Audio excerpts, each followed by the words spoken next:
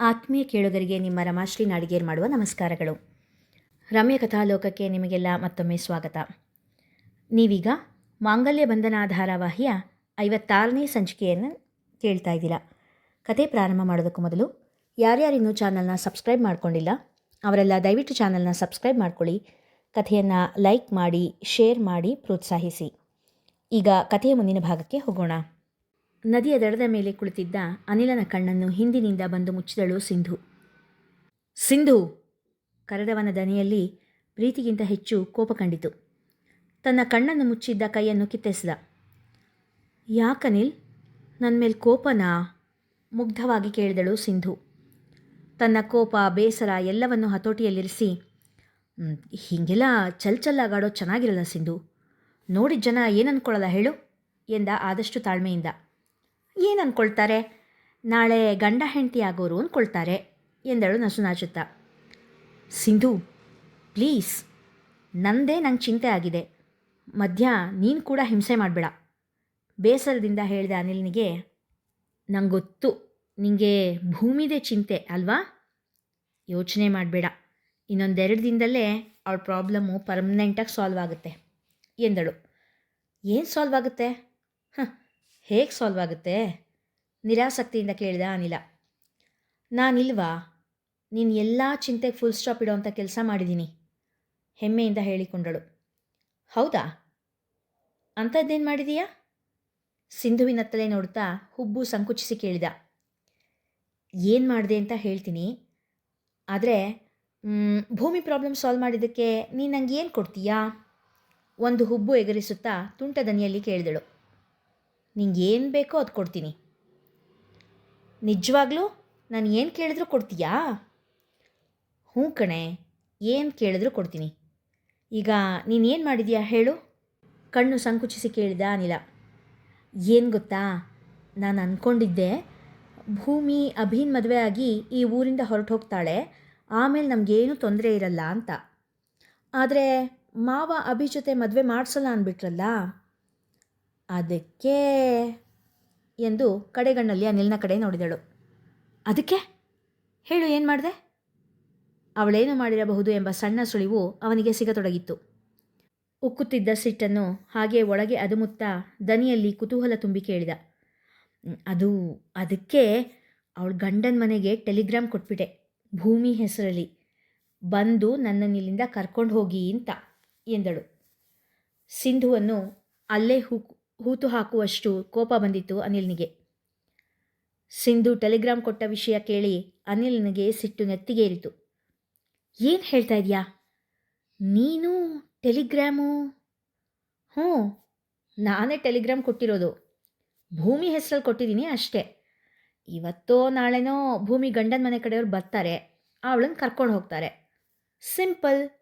ಅಲ್ಲಿಗೆ ಭೂಮಿ problem solve ಆಗುತ್ತೆ, ಅವಳು ನಮ್ಮ ದಾರಿಯಿಂದ ದೂರ ಆಗ್ತಾಳೆ ಎಂದವಳ ದನಿಯಲ್ಲಿ ಇದ್ದ ಸಂಭ್ರಮ ಕಂಡು ಅನಿಲನ ಮನ ಅಳತೊಡಗಿತು. ಸಿಂಧು, ಭೂಮಿ ಅಲ್ಲಿಗೆ ಹೋಗಬೇಕಾದ್ರೆ ಹೇಗೆ ಹೋಗಬೇಕು ಅನ್ನೋದು ನಿಂಗೆ ಗೊತ್ತಿದೆ ಅಲ್ವಾ? ದನಿಯಲ್ಲಿ ನುಗ್ಗಿ ಬರುತ್ತಿದ್ದ ದುಃಖವನ್ನು ಮೆಟ್ಟಿ ನಿಂತು ಕೇಳಿದ. ಹಾಂ, ಗೊತ್ತಲ್ವಾ. ಅವ್ರ ಮನೆಗೆ ಹೋಗಬೇಕಾದ್ರೆ ಸಿಂಧು ಮಡಿ ಹೆಂಗ್ಸಾಗಿ ಹೋಗಬೇಕು. ನನಗೂ ಬೇಜಾರೇ ಅನಿಲ. ಭೂಮಿ ಕೂದಲು ತೆಗೆಸಿ ವಿರೂಪ ಮಾಡ್ತಾರೆ ಅಂದರೆ ನನಗೂ ಬೇಜಾರಾಗುತ್ತೆ. ಆದರೆ ಏನು ಮಾಡೋದು, ಅದು ಅವಳು ಪಡ್ಕೊಂಬಂದಿರೋದು. ನಮ್ಮ ಅತ್ತೆ ಹೇಳ್ತಾರೆ ಹಿಂದಿನ ಜನ್ಮದಲ್ಲಿ ಮಾಡಿದ ಪಾಪದಿಂದ ವಿಧವೆ ಆಗಿದ್ದಾಳೆ ಅಂತ. ಈಗ ಮಡಿಯಾಗಿ ಆ ಎಲ್ಲ ಪಾಪ ಕಳ್ಕೊಂಡು ಎನ್ನುತ್ತಿದ್ದವಳ ಕೆನ್ನೆಯನ್ನು ಅಪ್ಪಳಿಸಿತ್ತು ಅನಿಲನ ಕೈ. ತನ್ನ ಮುಂದೆ ಪ್ರಳಯ ಕಾಲದ ರುದ್ರನಂತೆ ಕಣ್ಣು ಕೆಂಪು ಮಾಡಿ ನಿಂತ ಅನಿಲ್ನನ್ನು ನೋಡಿ ಬೆದರಿದಳು ಸಿಂಧು. ಅವನು ಹೊಡೆದ ಕೆನ್ನೆಯ ಮೇಲೆ ತನ್ನ ಕೈಯನ್ನಿಟ್ಟು ಅನಿಲ ಎಂದಳು ಆರ್ತಳಾಗಿ. ಅವಳ ದನಿಯಲ್ಲಿದ್ದ ದೀನತೆ ಅನಿಲನ ಮನವನ್ನು ತಾಕಲಿಲ್ಲ. ಅವಳ ಮುಖದರ್ಶನ ಕೂಡ ಪಾಪ ಎಂಬಂತೆ ಅವಳ ಕಡೆ ತಿರಸ್ಕಾರದ ನೋಟ ಬೀರಿ ಅಲ್ಲಿಂದ ಹೊರಟು ಹೋದನು. ಸಿಂಧು ಅಲ್ಲೇ ಮರಳ ಮೇಲೆ ಕುಸಿದು ಕುಳಿತಳು. ತನ್ನ ಕೋಣೆಯಲ್ಲಿದ್ದ ದೊಡ್ಡ ಕಿಟಕಿಯ ಬಳಿ ಕುಳಿತು ಹೊರಗೆ ದೃಷ್ಟಿಯನ್ನು ಇರಿಸಿದ್ದಳು ಭೂಮಿಜ. ಮನಸ್ಸು ಪೂರ್ತಿ ಬೆಂಗಾಡಾದ ಹಾಗನಿಸಿತ್ತು. ಇದೆಂಥ ಜೀವನ ದೇವ್ರೆ, ಬದುಕಿಗೆ ಅರ್ಥನೇ ಇಲ್ದಿರೋ ಹಾಗಾಗಿದೆ. ಮುಂದೆ ಸಾಗಕ್ಕೆ ಬೇಕಾಗಿರೋ ಚೈತನ್ಯನೇ ಇಲ್ಲದ ಇರೋ ಹಾಗಾಗಿದೆ. ಸೂತ್ರ ಕಿತ್ತಿರೋ ಗಾಳಿ ಪಡೆದ ಹಾಗೆ ಎಲ್ಲೆಲ್ಲೋ ಹಾರಾಡ್ತಾ ಇದೆ ನೀ ನನ್ನ ಬದುಕು. ಸೇರಬೇಕಾಗಿರೋ ಗಮ್ಯ ಯಾವುದೋ ತಿಳಿದೆ ಒದ್ದಾಡೋ ಹಾಗಾಗಿದೆ ಎಂದು ಯೋಚಿಸುತ್ತಾ ಕುಳಿತವಳ ಕಣ್ಣಲ್ಲಿ ಅಪ್ರಯತ್ನವಾಗಿ ಕಣ್ಣೀರು ತುಂಬಿ ಹರಿಯುತ್ತಿತ್ತು. ನೀಲಿ ಗಗನದಲ್ಲಿ ತೇಲುತ್ತಿದ್ದ ಬಿಳಿ ಮೋಡಗಳನ್ನು ಕಂಡು ತನ್ನ ಬಾಳು ಕೂಡ ಅದರಂತೆ ಆಕಾರವಾಗಲಿ ಅರ್ಥವಾಗಲಿ ಇಲ್ಲದ ಸುಂದರ ಚಿತ್ರವಷ್ಟೇ ಎನಿಸಿತು ಭೂಮಿಗೆ. ಮನಸ್ಸು ಅಭಿಯನ್ನು ನೆನೆಯಲು ಕೂಡ ಹಿಂಜರಿಯುತ್ತಿತ್ತು. ಇನ್ನು ಮುಂದಾದರೂ ತನ್ನ ಬಾಳಲ್ಲಿ ಪ್ರೇಮದ ಸಿಂಚನವಾಗುತ್ತದೆ ಎಂದು ನಂಬಿದ್ದವಳ ನಂಬಿಕೆ ಅವಳ ತಂದೆಯ ನಿರ್ಧಾರದಿಂದ ಸುಳ್ಳಾಗಿತ್ತು. ಅವಳ ಕೋಣೆಗೆ ಬಂದ ಭಾಮ ತನ್ನ ಕರುಳ ಕುಡಿಯನ್ನು ಆ ಸ್ಥಿತಿಯಲ್ಲಿ ಕಂಡು ಕಣ್ಣೀರು ಮಿಡಿದರು. ಆಕಾಶವೇ ತಲೆ ಮೇಲೆ ಬಿದ್ದವಳ ಹಾಗೆ ಚಿಂತೆಯಿಂದ ಕುಳಿತವಳನ್ನು ಕಂಡು ಸಂಕಟವಾಯಿತು. ಲವಲವಿಕೆಯಿಂದ ಓಡಾಡುತ್ತಾ ಎಲ್ಲರ ಮೇಲೆ ಜೋರು ಮಾಡುತ್ತಾ ಬಜಾರಿ ಎನಿಸಿಕೊಂಡಿದ್ದ ಭೂಮಿ ಮತ್ತೆ ವಾಪಸ್ ಬರಲಿ ಎಂದು ಬಲವಾಗಿ ಪ್ರಾರ್ಥಿಸಿದರು ಆ ಭಗವಂತನಲ್ಲಿ. ಅಪ್ಪ, ಅಮ್ಮ, ಇಲ್ಲಿ ಬನ್ನಿ. ಅಪ್ಪ, ಭೂಮಿ ಅತ್ತೆ ಮನೆಗೆ ಟೆಲಿಗ್ರಾಮ್ ಕೊಟ್ಟಿದ್ದು ಸಿಂಧು, ಹೊರಗಿನಿಂದ ಬರುತ್ತಿದ್ದಂತೆಯೇ ಹೇಳಿದ ಅನಿಲ. ಏನು? ಸಿಂಧುನಾ? ನಮ್ಮ ಸಿಂಧುನಾ? ಅಚ್ಚರಿಯಿಂದ ಕೇಳಿದರು ಭಾಮ. ಹೌದಮ್ಮ, ನಿನ್ನ ಭಾವಿ ಸೊಸೆ ಅಂತ ಅಂದ್ಕೊಂಡಿದ್ದೀಯಲ್ಲ, ಅದೇ ಸಿಂಧು. ಅನಿಲನ ದನಿಯಲ್ಲಿ ಬೇಸರವಿತ್ತು. ಇಲ್ಲಪ್ಪ, ಅವಳು ನನ್ನ ಸೊಸೆ ಅಲ್ಲ ಅಂತ ನೀನು ಅವತ್ತೇ ಹೇಳಿದೆಯಲ್ಲ. ಭೂಮಿ ಮೇಲೆ ನಂಚು ಕಾಲ್ತಾ ಇದ್ದಾಳೆ ಅಂತ ನೀನು ತೋರಿಸಿದ್ದಿನಾನೇ ನಾನು ಅವಳನ್ನು ಸೊಸೆ ಅಂದ್ಕೊಳ್ಳೋದನ್ನು ಬಿಟ್ಟುಬಿಟ್ಟೆ. ಆದರೆ ನಮ್ಮ ಭೂಮಿ ಜೊತೆನೇ ಆಡ್ಕೊಂಡು ಬೆಳೆದಿರೋ ಹುಡುಗಿ ಅವಳು ಯಾಕೆ ಹೀಗೆ ಮಾಡ್ತಾಳೆ ಎನ್ನುತ್ತಾ ಕಣ್ಣಿಗೆ ಸೆರಗು ಹಚ್ಚಿದರು. ಜಗನ್ನಾಥರಾಯರೇ, ಹೊರಗಡೆ ಯಾರೋ ಕರೆದ ಸದ್ದು ಕೇಳಿ ಭಾಮ ಯಾರು ಎನ್ನುತ್ತಾ ಹೊರಗೆ ಬಂದರು. ಬಂದವರನ್ನು ಕಂಡು ಮೈಯೆಲ್ಲ ಉರಿಯಿತು. ಕೋಪದಿಂದ ಕೆಂಗಣ್ಣು ಬಿಡುತ್ತಾ ಬಂದವರನ್ನು ಕುಳಿತುಕೊಳ್ಳಲು ಸಹ ಹೇಳದೆ ಒಳಗೆ ನಡೆದು ಬಿಟ್ಟರು. ಇದೇನ್ರಿ, ಹೀಗೆ ಒಂದು ಮಾತು ಕೂಡ ಒಳಗೆ ಬರ್ರಿ ಅಂತ ಹೇಳದೆ ಹಾಗೆ ಹೋಗ್ಬಿಟ್ರಲ್ಲ?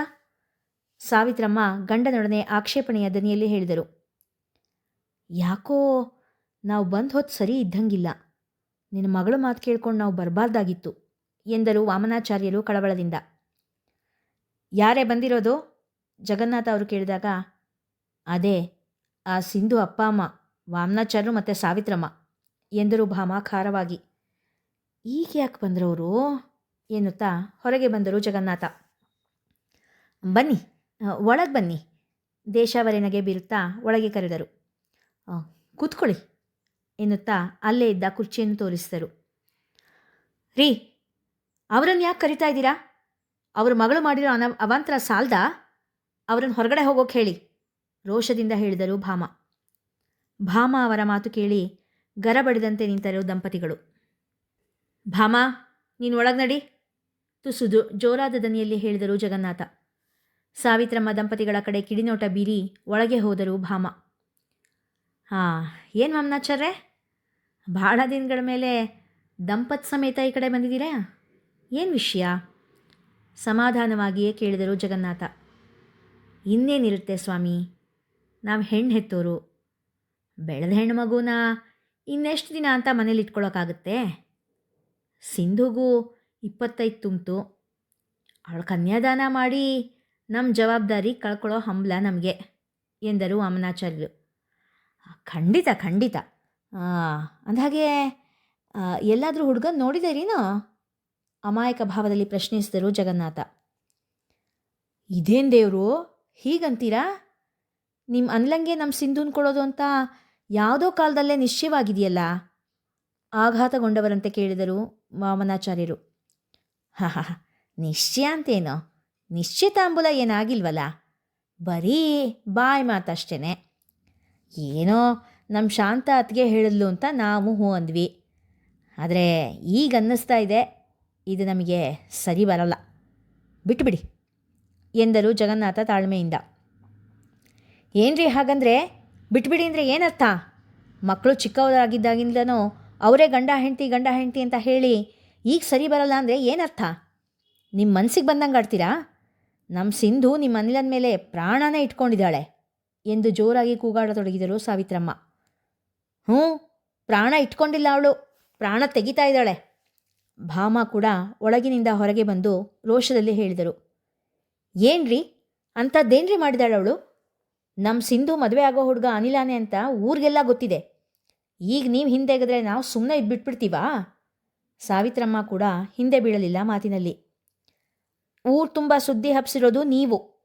ನಾವು ಎಲ್ಲೂ ಕೂಡ ಅನಿಲನ ಮದುವೆ ವಿಷಯ ಮಾತೇ ಆಡಿಲ್ಲ. ಅದೂ ಅಲ್ಲದೆ ಹುಡುಗನೇ ಒಪ್ಪಲಿಲ್ಲ ಅಂದರೆ ಏನು ಬಲವಂತವಾಗಿ ಮಂಟಪಕ್ಕೆ ಹೊತ್ಕೊಂಡೋಗಿ ಮದುವೆ ಮಾಡಿಸ್ತೀರಾ? ಅದೆಲ್ಲ ಆಗದೇ ಇರೋ ಮಾತು. ಈ ಸಂಬಂಧ ನಮಗೆ ಯಾರಿಗೂ ಇಷ್ಟ ಇಲ್ಲ ಅಷ್ಟೇ. ಭಾಮ ಸಿಟ್ಟಿನಿಂದ ಹೇಳಿದರು. ಅದ್ಯಾಕೆ ಆಗೋಲ್ಲ ಅಂತನಾದರೂ ಹೇಳಿ ಸ್ವಾಮಿ, ಸೋತ ದನಿಯಲ್ಲಿ ಕೇಳಿದರು ವಾಮನಾಚಾರ್ಯರು. ಸಿಂಧು ಭೂಮಿಯ ಅತ್ತೆ ಮನೆಯವರಿಗೆ ಟೆಲಿಗ್ರಾಮ್ ಕೊಟ್ಟಿದ್ದು, ಹಾಗೆ ಭೂಮಿಯ ಮನಸ್ಸನ್ನು ಬೇಕಂತಲೇ ನೋಯಿಸಿದ್ದನ್ನು ಹೇಳಿದರು. ಮಗಳು ಮಾಡಿದ ಕೆಲಸದ ಬಗ್ಗೆ ಕೇಳಿ ತಲೆ ತಗ್ಗಿಸಿ ನಿಂತುಬಿಟ್ಟರು ವಾಮನಾಚಾರ್ಯರು. ವಾಮನಾಚಾರ್ಯರೇ, ನೀವೇ ಹೇಳಿ, ನಮ್ಮ ಮನೆ ಮಗಳ ಮೇಲೆ ಮೆಣು ಸರಿತಾ ಇರೋಳನ್ನ ನಾವು ಸೊಸೆಯಾಗಿಸ್ಕೊಳ್ಳೋಕೆ ಹೇಗೆ ಸಾಧ್ಯ? ಈ ಸಂಬಂಧ ನಮಗಾಗಬರಲ್ಲ, ಬಿಟ್ಬಿಡಿ. ಮತ್ತೊಮ್ಮೆ ವಿನಯವಾಗಿಯೇ ಹೇಳಿದರು ಜಗನ್ನಾಥ. ಅಂತೂ ನನ್ನ ಭಯ ನಿಜ ಆಯಿತು.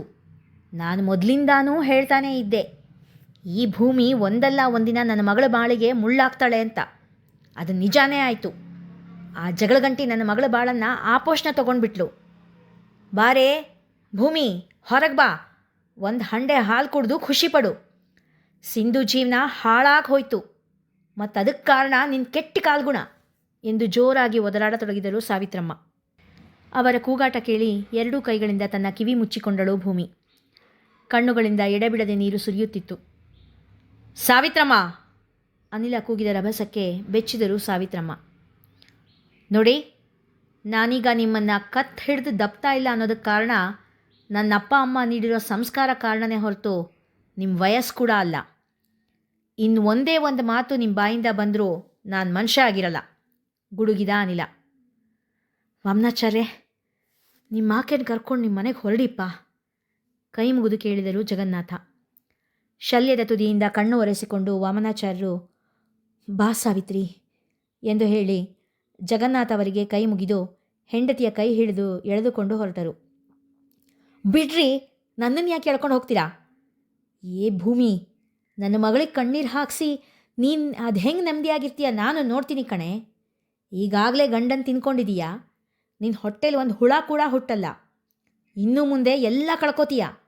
ನನ್ನ ಮಗಳ ಕಣ್ಣೀರು ಶಾಪ ನಿನ್ನನ್ನು ಸುಮ್ಮನೆ ಬಿಡಲ್ಲ. ಜೋರಾಗಿ ಕೂಗಾಡುತ್ತಾ ಲಟಿಕೆ ಮುರಿದು ಭೂಮಿಗೆ ಶಾಪ ಹಾಕುತ್ತಾ ಅಲ್ಲಿಂದ ಹೋದರು ಸಾವಿತ್ರಮ್ಮ. ಇದೇನ್ರಿ, ಆ ಹೆಂಗಸು ನಮ್ಮ ಭೂಮಿಗೆ ಈ ರೀತಿ ಎಲ್ಲ ಶಾಪ ಹಾಕ್ಬಿಟ್ಲಲ್ಲ ರೀ. ಅವಳು ನೋಯ್ತಾ ಇರೋದೇ ಸಾಲ್ದ ಈಗ, ಇನ್ನು ಇವರು ಬೇರೆ ಈ ರೀತಿ ಎಂದು ಹೇಳುತ್ತಾ ಸೆರಗನ್ನು ಬಾಯಿಗೆ ಅಡ್ಡ ಇಟ್ಟು ಬಿಕ್ಕಿದರು ಭಾಮ. ಇಲ್ಲಿಗೆ ಇಂದಿನ ಸಂಚಿಕೆ ಮುಗಿಯಿತು. ಮುಂದಿನ ಕಥೆ ಮುಂದಿನ ಸಂಚಿಕೆಯಲ್ಲಿ. ಕಥೆ ಇಷ್ಟವಾಗಿದ್ದರೆ ಕಥೆಯನ್ನು ಹೆಚ್ಚು ಹೆಚ್ಚು ಜನರಿಗೆ ಶೇರ್ ಮಾಡಿ, ಲೈಕ್ ಮಾಡಿ, ಹಾಗೆ ಕಾಮೆಂಟ್ ಸೆಕ್ಷನ್ನಲ್ಲಿ ನಿಮ್ಮ ಅಭಿಪ್ರಾಯ ತಿಳಿಸಿ ಪ್ರೋತ್ಸಾಹಿಸಿ. ಧನ್ಯವಾದಗಳು.